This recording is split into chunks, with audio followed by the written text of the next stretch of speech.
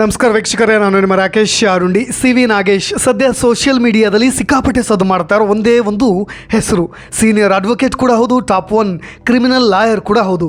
ಜಡ್ಜ್ಗಳು ಸಹಿತ ಇವರು ಮಾತನಾಡ್ತಾ ಇದ್ದರೆ ಯುವ ವಕೀಲರಿಗೆ, ಅಂದರೆ ವಾದ ಮಾಡ್ತಾ ಇರೋ ಯುವ ವಕೀಲರಿಗೆ ಸೀನಿಯರ್ ಅಡ್ವೊಕೇಟ್ ಮಾತನಾಡ್ತಾ ಇದ್ದಾರೆ, ವೆಯ್ಟ್ ಮಾಡಿ ಅಂತ ರೆಸ್ಪೆಕ್ಟ್ ನೀಡೋ ಅನುಭವಿ ಲಾಯರ್ ಅಂದರೆ ತಪ್ಪಾಗಲಿಕ್ಕಿಲ್ಲ. ಇವರು ವಾದ ವಿವಾದಗಳನ್ನು ಆಲಿಸೋದೇ ಯಂಗ್ ಲಾಯರ್ಗಳಿಗೆ ಒಂದು ದೊಡ್ಡ ಪಾಠವಿದ್ದ ಹಾಗೆ. ಇವರು ಕಾನೂನು ಅಭ್ಯಾಸಕ್ಕೆ ಒಂದು ಯೂನಿವರ್ಸಿಟಿ ಇದ್ದಂತೆ. ಸ್ನೇಹಿತರೆ, ಎಂಥ ಕೇಸ್ ಇದ್ದರೂ ಇವ್ರ ಕೈಗೆ ಸಿಕ್ಕಿಬಿಟ್ರೆ ಅದು ಅರ್ಧ ಗೆದ್ದಂತೆ ಅನ್ನೋದು ವಕೀಲರ ಗುಂಪಿನಲ್ಲಿ ಕೇಳಿಬರುವ ಮಾತುಗಳು. ಸದ್ಯ ದರ್ಶನ್ ಕೇಸ್ನ ಕೈಗೆತ್ಕೊಂಡಿರೋ ಸಿ ವಿ ನಾಗೇಶ್ ಕೋರ್ಟ್ ಹಾಲ್ನಲ್ಲಿ ಧೂಳೆಬ್ಬಿಸ್ತಾ ಇದ್ದಾರೆ ಅನ್ನೋದು ಸದ್ಯದ ಟ್ರೆಂಡಿಂಗ್ ವಿಷಯ. ಸಿನಿಮಾ ಸ್ಟೈಲ್ನಲ್ಲಿ ಹೇಳೋದಾದರೆ ಇವರು ವಾದ ಕೇಳೋದೇ ಚಂದ, ಅದಕ್ಕೆ ನಾನು ಧೂಳೆಬ್ಬಿಸ್ತಿದ್ದಾರೆ ಅನ್ನೋ ಮಾತನ್ನು ಬಳಸಿದ್ದು. ಇಂಗ್ಲೀಷ್ ಇರಲಿ ಕನ್ನಡ ಇರಲಿ, ಸಿ ವಿ ನಾಗೇಶ್ ಕೇಸ್ನ ಎಕ್ಸ್ಪ್ಲೇನ್ ಮಾಡೋದನ್ನು ನೋಡೋದೇ ಚಂದ. ಇವರಿಗೆ 81 ವರ್ಷ ಅಂದರೆ ನೀವು ಯಾರು ಕೂಡ ನಂಬಲಿಕ್ಕೆ ಸಾಧ್ಯವೇ ಇಲ್ಲ. If I am not wrong, C V Nagesh ಈ ವಯಸ್ಸಲ್ಲೂ ಎಂಥ ಎನರ್ಜಿ ಹೊಂದಿದ್ದಾರಲ್ವಾ ಅಂತ ನಮಗೂ ಕೂಡ ಅಚ್ಚರಿ ಅನಿಸ್ಬಿಡುತ್ತೆ. ಸ್ನೇಹಿತರೆ, ದರ್ಶನ್ ಕೇಸ್ನಲ್ಲಿ ಎಷ್ಟೇ ಟೆಕ್ನಿಕಲಿ ಸ್ಟ್ರಾಂಗ್ ಆಗಿ ಚಾರ್ಜ್ ಶೀಟ್ ಹಾಕಿದರೂ ಕೂಡ ಇದನ್ನು ಮೊದಲ ಹಂತದಲ್ಲೇ ಪೊಲೀಸರ ತನಿಖಾ ಲೂಪ್ ಹೋಲ್ಸ್ಗಳನ್ನು ಎತ್ತಿ ಹಿಡಿದಿರೋ ಸಿ ವಿ ನಾಗೇಶ್ ಇನ್ನೂ ವಾದ ವಿವಾದ ಶುರುವಾಗಿಲ್ಲ, ಆಗಲೇ ಹಕಾಡಕ್ಕೆ ಇಳಿದ ಹಾಗೆ ವಾದ ಮಾಡ್ತಾ ಇದ್ದಾರೆ. ಸ್ನೇಹಿತರೆ, ಪ್ರಖ್ಯಾತ ವಕೀಲರಾಗಿರ್ತಕ್ಕಂಥ, ಸದ್ಯ ಈಗ ಇದೇ ಪವಿತ್ರ ಗೌಡಾಳ ಪರ ವಕೀಲರಾಗಿರ್ತಕ್ಕಂಥ ಟಾಮಿ ಸೆಬಾಸ್ಟಿಯನ್ ಸೇರಿದಂತೆ ಅನೇಕ ವಕೀಲರು ಕೂಡ ಸಿ ವಿ ನಾಗೇಶ್ ಅವರ ಶಿಷ್ಯಂದರು. ಪ್ರಖ್ಯಾತ ರಾಜಕಾರಣಿಗಳ ಫಸ್ಟ್ ಚಾಯ್ಸ್ ಲಾಯರ್ ಅಂದರೆ ತಪ್ಪಾಗಲಿಕ್ಕಿಲ್ಲ. ಕಾರಣ ಯಾಕೆ ಅಂದರೆ, ಎಂತಹ ಘಟಾನುಘಟಿ ವ್ಯಕ್ತಿಯೇ ಇರಲಿ, ಪ್ರತಿವಾದಿಯಾಗಿರಲಿ, ಜೊತೆಗೆ ಇನ್ನೊಬ್ಬ ಲಾಯರ್ ಇರಲಿ, ಅವ್ರನ್ನ ಮಕಾಡೆ ಮಲಗಿಸುವಂತಹ ಛಾತಿಯನ್ನು ಇದೇ ಸಿ ವಿ ನಾಗೇಶ್ ಅವರು ಹೊಂದಿದ್ದಾರೆ. ಹಾಗಾಗಿ ಮಾಜಿ ಸಚಿವರಾಗಿರ್ತಕ್ಕಂಥ ಎಚ್ ಡಿ ರೇವಣ್ಣ ಅವರಿಗೆ ಬೇಗ ಬೇಲ್ ಕೊಡಿಸುವಲ್ಲಿ ಸಫಲರಾಗಿದ್ದರು. ಜೊತೆಗೆ ಮಾಜಿ ಮುಖ್ಯಮಂತ್ರಿ ಆದಂಥ BS ಯಡಿಯೂರಪ್ಪ, ನಲಪ್ಪಾಡ ಆಗಿರ್ಬೋದು, ಈ ರೀತಿಯಾದಂಥ ಹಲವು ಪ್ರಕರಣಗಳನ್ನು, ಅದೇ ಕೇಸ್ಗಳನ್ನು ಒಂದು ಕನ್ವಿಕ್ಷನ್ಗೆ ತೆಗೆದುಕೊಂಡು ಹೋಗಲ್ರಿ ಸಫಲರಾಗಿರ್ತಕ್ಕಂಥ ಒಬ್ಬ ಲಾಯರ್ ಅಂದರೆ ಅದು ಸಿ ವಿ ನಾಗೇಶ್. ಜೊತೆಗೆ ಇನ್ನೊಂದು ಕೇಸ್ ಬಗ್ಗೆ ನಾನು ಹೇಳಲೇಬೇಕು. ಇಡೀ ಬೆಂಗಳೂರನ್ನೇ ನಡಗಿಸಿದ್ದಂತಹ ಮಾದೇಶ ಸಿನಿಮಾ ನಿರ್ಮಾಪಕರಾಗಿದ್ದಂಥ ಗೋವರ್ಧನ್ ಕೇಸ್ನಲ್ಲೂ ಕೂಡ ಸರ್ಕಾರದ ಪರ ವಕೀಲರಾಗಿ, ಅಂದರೆ SPP ಆಗಿ ಕೆಲಸ ಮಾಡಿದ್ರು ಇದೇ ಸಿ ವಿ ನಾಗೇಶ್ ಅವರು. ಪ್ರಜ್ವಲ್ ರೇವಣ್ಣ ಕೇಸ್ನಲ್ಲೂ ಕೂಡ ಇವರು ಚಾಪ್ ಮೂಡಿಸಿದ್ದಾರೆ. ಜೊತೆಗೆ ಇದೇ ದರ್ಶನ್ ಕೇಸ್ನಲ್ಲಿ ಚಾರ್ಜ್ ಶೀಟ್ ಮಾಡುವಾಗ ಒಂದು ಕಡೆ ಶೂ ಅಂತ ಬರೆದಿದ್ದಾರೆ, ಇನ್ನೊಂದು ಕಡೆ ಚಪ್ಪಲಿ ಅಂತ ಬರೆದಿದ್ದಾರೆ. ಇಂಥ ಸಣ್ಣ ಪುಟ್ಟ ಲೋಪದೋಷಗಳನ್ನು ಆರಂಭದಲ್ಲೇ ಪೊಲೀಸ್ನವರು ಸರಿಪಡಿಸ್ಕೊಂಡು ಒಂದು ಕಡೆ ಇದೇ ಪ್ರಸನ್ನ ಕುಮಾರ್ ಅವ್ರಿಗೆ ತೆಗೆದುಕೊಂಡು ಹೋಗಿ ಚಾರ್ಜ್ ಶೀಟನ್ನು ಕೊಟ್ಟಿದ್ದರೆ ಒಂದಿಷ್ಟು ಮಿಸ್ಟೇಕ್ಸ್ಗಳನ್ನು ಹೇಳಿದರೂ ಕೂಡ ಇದೇ ಚಾರ್ಜ್ ಶೀಟ್ ಯಾರು ಹ್ಯಾಂಡ್ಲ್ ಮಾಡ್ತಾರೆ ನೆಕ್ಸ್ಟ್, ಇದನ್ನು ಕೇಸ್ ಆ್ಯಕ್ಚುಲಿ ಡಿಫೆನ್ಸ್ ಲಾಯರ್ ಯಾರು ಅನ್ನೋದು ಗೊತ್ತಿದ್ದರೆ ಇದೇ ಸಿ ವಿ ನಾಗೇಶ್ ಅವರು ಈ ಚಾರ್ಜ್ ಶೀಟನ್ನು 3900 ಪುಟಗಳನ್ನು ಕಂಪ್ಲೀಟಾಗಿ ಒಂದು ಪದವೂ ಬಿಡದಂತೆ ಓದಿರ್ತಕ್ಕಂಥ ಸಿ ವಿ ನಾಗೇಶ್ ಇಂಥ ಸಣ್ಣ ಪುಟ್ಟ ಲೋಪದೋಷಗಳನ್ನು ಆರಾಮ್ಸೆ ಕಂಡು ಹಿಡಿದು ಬಿಡ್ತಾರೆ. ಹಾಗಾಗಿಯೇ ಈ ಕೇಸ್ ಇನ್ನೂ ಕೂಡ ಬೇಲ್ಗೆ ಮನವಿ ಮಾಡಿಕೊಳ್ತಾರೋ ಇನ್ನು ಆರಂಭದಲ್ಲಿಯೇ ಈ ರೀತಿಯಾಗಿ ವಾದ ಮಾಡ್ತಾ ಇರೋದು. ಹಾಗಾಗಿಯೇ ಸಿ ವಿ ನಾಗೇಶ್ ಅವರ ಹೆಸರು ಇಷ್ಟು ಸದ್ದು ಮಾಡ್ತಾ ಇದೆ. ಸಿ ವಿ ನಾಗೇಶ್ ಅವರು ಹ್ಯಾಂಡ್ಲ್ ಮಾಡಿದ ಒಂದು ಕೇಸ್ ಕನ್ವಿಕ್ಷನ್ ಕೂಡ ಆಗಿದೆ. ಜೊತೆಗೆ ಇದು ಸಿನಿಮಾ ಅಂದರೆ ಡಾಕ್ಯುಮೆಂಟ್ರಿಯಾಗೂ ಕೂಡ ಬಂದಿದೆ. ಅಂದರೆ ನೀವು ಅಮೆಜಾನ್ ಪ್ರೈಮ್ನಲ್ಲಿ ಈಗಲೂ ಕೂಡ ಚೆಕ್ ಮಾಡಿದ್ರೆ ಇದನ್ನು ನೀವು ಇದೇ ಸಿನಿಮಾ ರೂಪದಲ್ಲಿ, ಅಂದರೆ ಡಾಕ್ಯುಮೆಂಟ್ರಿ ರೂಪದಲ್ಲೂ ಕೂಡ ನೋಡಬಹುದು. ಅದು ಕೂಡ ಸ್ವಾಮಿ ಶ್ರದ್ಧಾನಂದ ಕೇಸ್. ಆರೋಪಿ ಈಗಲೂ ಕೂಡ ಜೈಲಿನಲ್ಲೇ ಇದ್ದಾನೆ. ಅದನ್ನು ಕೂಡ ಹೇಳಿಬಿಡ್ತೀನಿ ನಾನು. ಪ್ರೈಮ್ನಲ್ಲಿದೆ ಅಂತ ಆರಂಭದಲ್ಲಿ ಹೇಳಿದೆ, ಅದು ಯಾವ್ದು ಕೇಸು, ಅದು ಆ ರೀತಿಯಾಗಿ ಕನ್ವಿಕ್ಷನ್ ಎಂಡ್ವರೆಗೂ ತೆಗೆದುಕೊಂಡಿದ್ದೆ ಹೇಗೆ, ನಾಗೇಶ್ ಅವರ ವಾದ ಹೇಗಿತ್ತು ಅನ್ನೋದನ್ನು ನೀವು ಕಂಪ್ಲೀಟಾಗಿ ನೋಡ್ಬೋದು. ಡ್ಯಾನ್ಸಿಂಗ್ ಆನ್ ದಿ ಗ್ರೇವ್ ಅನ್ನೋ ಡಾಕ್ಯುಮೆಂಟ್ರಿಯನ್ನು ನೋಡ್ತಾ ಇದ್ದರೆ ಇದೇ ಸಿ ವಿ ನಾಗೇಶ್ ಅವರ ವಾದ ವಿವಾದ ಎಲ್ಲವನ್ನು ಕೂಡ ಗಮನಿಸ್ಬೋದು. ಜೊತೆಗೆ ಲೈವ್ ಆಗಿ ಅವರು ಮಾತನಾಡಿರುವ ಅನೇಕ ದೃಶ್ಯಗಳನ್ನು ಕೂಡ ಗಮನಿಸ್ಬೋದು.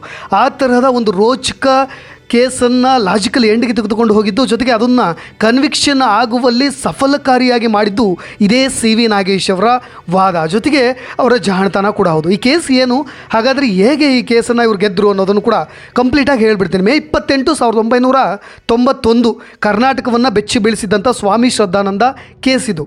ರಿಚ್ಮಂಡ್ ರಸ್ತೆ ಬೆಂಗಳೂರಿನಲ್ಲಿರುವ ಒಂದು ಮನೆಯೊಂದರಲ್ಲಿ ಇದೇ ಮೈಸೂರು ಸಂಸ್ಥಾನದ ದಿವಾನರಾಗಿದ್ದಂಥ ಸರ್ ಮಿರ್ಜಾ ಇಸ್ಮಾಯಿಲ್ ಅವರ ಮೊಮ್ಮಗಳಾದ ಶಕೀರಿ ನಮಾಜಿ ಅವ್ರನ್ನ ಜೀವಂತ ಸ್ಥಿತಿಯಲ್ಲಿ, ನೀವು ಅದನ್ನು ಕೂಡ ಹಿಲೇರಿಯಸ್ ಕೃತ್ಯ ಅಂತ ಹೇಳಿ ಕೂಡ ಕರಿಬೋದು, ಜೀವಂತ ಸ್ಥಿತಿಯಲ್ಲಿ ಮಣ್ಣಲ್ಲಿ ಹೂತಾಕಲಾಗಿತ್ತು.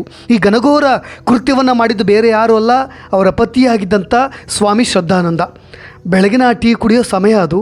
ಆ ಟೀಗೆ ಮತ್ತು ಬರೆಸೋ ಔಷಧಿ ಸೇರಿಸಿ ಅದನ್ನು ತನ್ನ ಹೆಂಡತಿ ಕೊಟ್ಟಿದ್ದಂಥ ಶ್ರದ್ಧಾನಂದ ಸಮಯ ಸಾಧಿಸಿ ಕೃತ್ಯವನ್ನು ಎಸಗಿರ್ತಾನೆ. ಕುಕೃತ್ಯವನ್ನು ಎಸಗಿದ ನಂತರ ಇಷ್ಟಕ್ಕೆಲ್ಲ ಕಾರಣವಾಗಿದ್ದು ಶಕೀರಿ ಹೊಂದಿದ್ದಂಥ ಅಪಾರವಾದಂಥ ಆಸ್ತಿ, ಆ ಸಂಪತ್ತಿನ ಮೇಲೆ ಇದೇ ಶ್ರದ್ಧಾನಂದ ಬಿದ್ದಿದ್ದಂಥ ಕಣ್ಣು.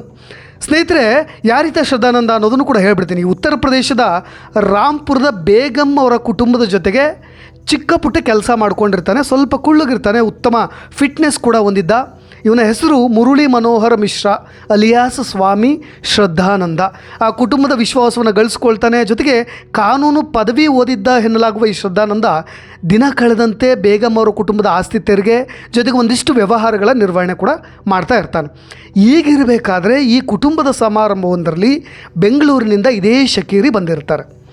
ಶಕೀರಿ ನಮಾಜಿ ಹಾಗೂ ಈ ಶ್ರದ್ಧಾನಂದ ಭೇಟಿಯಾಗಿದ್ದೆ ಅಲ್ಲಿ. ಸರ್ ಮಿರ್ಜಾ ಇಸ್ಮಾಯಿಲ್ ಅವರ ಮೊಮ್ಮಗಳಾಗಿದ್ದಂಥ ಈ ಶಕೀರಿ ತಮ್ಮ ಕಸಿನ್ ಆಗಿದ್ದಂತಹ ಹಾಗೂ ರಾಜತಾಂತ್ರಿಕ ಹುದ್ದೆಯಲ್ಲಿದ್ದಂಥ ಅಕ್ಬರ್ ಖಲೀಲಿ ಅವ್ರನ್ನ ವಿವಾಹವಾಗಿರ್ತಾರೆ. ಆರಂಭದಲ್ಲಿ ಈಗಾಗಲೇ ಮದುವೆ ಆಗಿರುತ್ತೆ ಅವರಿಗೆ, ಶಕೀರಿ ನಮಾಜಿ ಅವರಿಗೆ. ಹೀಗೆ ರಾಂಪುರದ ಸಮಾರಂಭಕ್ಕೆ ಬಂದಿದ್ದಂಥ ಶಕೀರಿ ಅಲ್ಲಿ ಮೊದಲ ಬಾರಿಗೆ ಇದೇ ಶ್ರದ್ಧಾನಂದನ ಭೇಟಿ ಆಗ್ತಾರೆ. ಆಗ ತಮ್ಮ ಆಸ್ತಿ ಪಾಸ್ತಿಗಳ ನಿರ್ವಹಣೆಗೋಸ್ಕರ ಒಬ್ಬ ಬುದ್ಧಿವಂತ ಜೊತೆಗೆ ಒಬ್ಬ ಜಾಣ ವ್ಯಕ್ತಿಯನ್ನು ನೋಡ್ತಾ ಇರ್ತಾರೆ, ವ್ಯವಹಾರಗಳನ್ನೆಲ್ಲ ನೋಡ್ಕೊಳ್ಳಿಕ್ಕೆ. ಆಗ ಅವರಿಗೆ ಶ್ರದ್ಧಾನಂದನ ಬಗ್ಗೆ ಗೊತ್ತಾಗುತ್ತೆ. ಜೊತೆಗೆ ಅದಕ್ಕೆ ಶ್ರದ್ಧಾನಂದ ಕೂಡ ಒಪ್ಪಿ ಬೆಂಗಳೂರಿಗೆ ಕಾಲಿಡ್ತಾನೆ. ಈ ಮಧ್ಯೆ ಶಕೀರಿ ಗಂಡ ರಾಜತಾಂತ್ರಿಕನಾಗಿದ್ದುದರಿಂದ ಇರಾನ್ನಲ್ಲಿ ವಾಸ ಮಾಡ್ತಾ ಇರ್ತಾನೆ.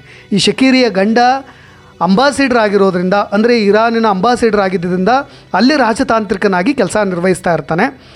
ಎಲ್ಲವೂ ಅಂದ್ಕೊಂಡಂತೆ ಆರಂಭದಲ್ಲಿ ಸಾಗ್ತಾ ಇರುತ್ತೆ. ಶಕೀರಿ ಅವರು ತಮ್ಮ ಕುಟುಂಬದಿಂದ ಮತ್ತು ಮದುವೆಯಿಂದ ಬಂದಿದ್ದಂಥ ಅಪಾರ ಪ್ರಮಾಣದ ಸಂಪತ್ತನ್ನು ಹೊಂದಿರ್ತಾರೆ. ಈ ಬಗ್ಗೆ ತಿಳಿದಿದ್ದಂಥ ಶ್ರದ್ಧಾನಂದ ತನ್ನದೇ ಆಲೋಚನೆಯಲ್ಲಿ ಟೆಕ್ನಿಕಲಾಗಿ ಯೋಚನೆ ಮಾಡ್ತಾ ಇರ್ತಾನೆ. ಹೇಗೆ ಇದನ್ನೆಲ್ಲ ತಾನು ಕಬಳಿಸ್ಕೊಳ್ಬೇಕು ಅಂತ ಯೋಚನೆ ಮಾಡ್ತಾ ಇರ್ತಾನೆ. ಮೊದಲು ಬೆಂಗಳೂರಿಗೆ ಬಂದಿದ್ದಂಥ ಶ್ರದ್ಧಾನಂದ ಶಕೀರಿ ಅವರ ಬಂಗಲೆಯ ಆವರಣದಲ್ಲಿ ಮತ್ತೊಂದು ನಿವಾಸದಲ್ಲಿ ವಾಸ ಮಾಡ್ತಾ ಇರ್ತಾನೆ. ದಿನ ಕಳೆದಂತೆ ಶ್ರದ್ಧಾನಂದ ಶಕೀರಿ ಅವರೊಂದಿಗೆ ಕ್ಲೋಸ್ ಆಗ್ತಾ ಹೋಗ್ತಾನೆ. ಅದು ಎಷ್ಟು ಆತ್ಮೀಯತೆ ಬೆಳೆಯುತ್ತೆ ಅಂದರೆ ಇಬ್ಬರು ಕೂಡ ದೈಹಿಕ ಸಂಬಂಧವನ್ನು ಕೂಡ ಹೊಂದ್ತಾರೆ. ಈ ಸಂದರ್ಭದಲ್ಲಿ ಶಕೀರಿ ಅವರ ಆಸ್ತಿಗೆ ಸಂಬಂಧಿಸಿದಂಥ ಕೆಲಸಗಳನ್ನು ಶ್ರದ್ಧಾನಂದನೇ ನೋಡ್ಕೊಳ್ತಾ ಇದ್ದಿದ್ದರಿಂದ ಶ್ರದ್ಧಾನಂದ ಕೆಲವು ವಿಚಿತ್ರ ಶಕ್ತಿಗಳನ್ನು ಕೂಡ ಹೊಂದಿರ್ತಾನೆ. ಅಂದರೆ ಈ ಮಾಟ ಮಂತ್ರ ಜೊತೆಗೆ ವಶೀಕರಣ ಜೊತೆಗೆ ಒಂದಿಷ್ಟು ಪೂಜೆ ಪುನಸ್ಕಾರ ಈ ಥರದ ಒಂದಿಷ್ಟು ವಿಷಯಗಳನ್ನು ಕೂಡ ಆತ ಹೊಂದಿರ್ತಾನೆ. ಆರಂಭದಲ್ಲಿ 1985ರಲ್ಲಿ ಶಕೀರಿ ಮತ್ತು ಆಕೆಯ ಪತಿ ಅಕ್ಬರ್ ಖಲೀಲಿ ಅವರು ಭಾರತಕ್ಕೆ ಮರಳಿದಾಗ ಶ್ರದ್ಧಾನಂದನ ಪ್ರೀತಿಯಲ್ಲಿ ಬಿದ್ದಿದ್ದಂಥ ಶಕೀರಿ ತನ್ನ ಗಂಡನಿಗೆ ವಿಚ್ಛೇದನ ಕೂಡ ಕೊಡ್ತಾರೆ. ಅದಾದ ನಂತರ ಏಪ್ರಿಲ್ 17, 1986 ಶ್ರದ್ಧಾನಂದನ ಮದುವೆ ಆಗ್ತಾರೆ. ತದನಂತರ 1987ರಲ್ಲಿ ಶ್ರದ್ಧಾನಂದ ತನ್ನ ಹೆಂಡತಿಯ ಪವರ್ ಆಫ್ ಅಟಾರ್ನಿಯನ್ನು ಪಡೆದುಕೊಳ್ಳುವಲ್ಲಿ ಯಶಸ್ವಿ ಕೂಡ ಆಗ್ತಾನೆ.